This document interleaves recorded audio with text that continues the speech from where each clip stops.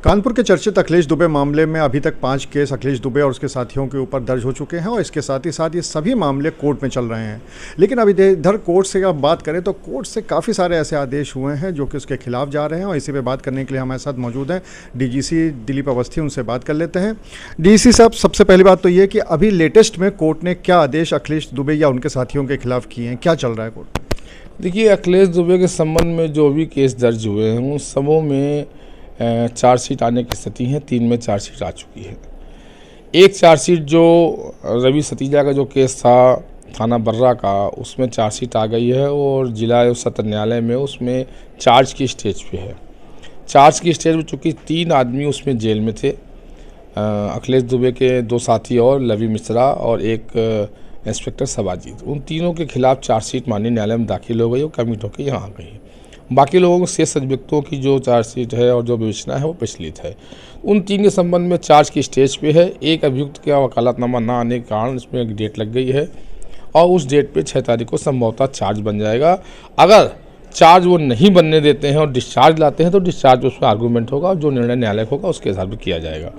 अन्य मुकदमों में जिनमें चार्जशीट आई वो कमिट की स्टेज पे है और कमिटेड स्टेज पे सीजीएम का पेंडिंग है और 2 में अभी विवेचना प्रचलित है।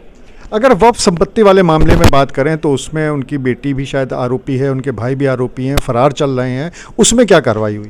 देखिए, वक्फ संपत्ति वाले में लेटेस्ट राजकुमार शुक्ला की बेल भी परसों खारिज की जा चुकी है।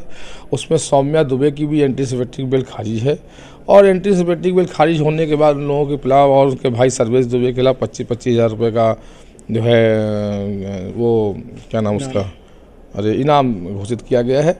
और जैसे जैसे विवेचना प्रचलित होती जाएगी, अगर अभियुक्त हाजिर नहीं होगा तो फिर प्रशासन उसके साथ अन्य कार्रवाइयाँ करना शुरू कर देता है। अभी इनाम घोषित है, फिर न्यायालय से भी कार्रवाई शुरू हो जाएगी।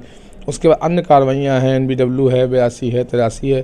तो अभियुक्त अगर न्यायालय में हाजिर हो जाता है और न्यायालय की प्रक्रिया में सहयोग करता है तो उससे न्यायालय में उसको आसानी रहती है। लेकिन जो प्रक्रिया चल रही है उसके हिसाब से सर्वेश दुबे और सौम्या दुबे पुलिस के सामने अपने आप को सरेंडर नहीं कर रहे हैं। अगर हम बात करें यहाँ से बाहर, यहाँ के ऊपर की कोर्ट में, तो कुछ मामले ऐसे हैं जो हाई कोर्ट में भी गए हैं और सुनने में आया है कि सुप्रीम कोर्ट तक भी मामले गए। हाँ, अखिलेश दुबे का एक मामले में हाई कोर्ट से भी बेल खारिज हो गई है, जैसे रवि सतीजा वाले में, और उसमें सुप्रीम कोर्ट भी गए। सुप्रीम कोर्ट में भी शायद जनवरी की ही कोई डेट लगा करके इनमें सभी लोगों को तलब किया गया है और सभी जानकारी ऐसा आया है। तो ये तो जहाँ तक कानून का है तो मुझे तो ऐसा लगता है कि अभियुक्त कोई भी हो उसको न्यायालय की प्रक्रिया का और न्यायालय का सम्मान करते हुए विवेचना में सहयोग करना चाहिए। तो ये सभी मामले कोर्ट में चल रहे हैं और सबसे बड़ी बात यह है कि जिन मामलों में कुछ आरोपी ऐसे हैं जो हाजिर नहीं हो रहे हैं उनके खिलाफ कोर्ट कड़ी कार्रवाई कर रही है। इनाम भी घोषित हो चुका है और आगे चल के 82-83 की कार्रवाई भी हो सकती है, यानी कुर्की की भी कार्रवाई हो सकती है अगर वो लोग कोर्ट में हाजिर नहीं होते हैं और कोर्ट का सहयोग नहीं करते हैं तो। अनुराग अग्रवाल, TV9 कानपुर।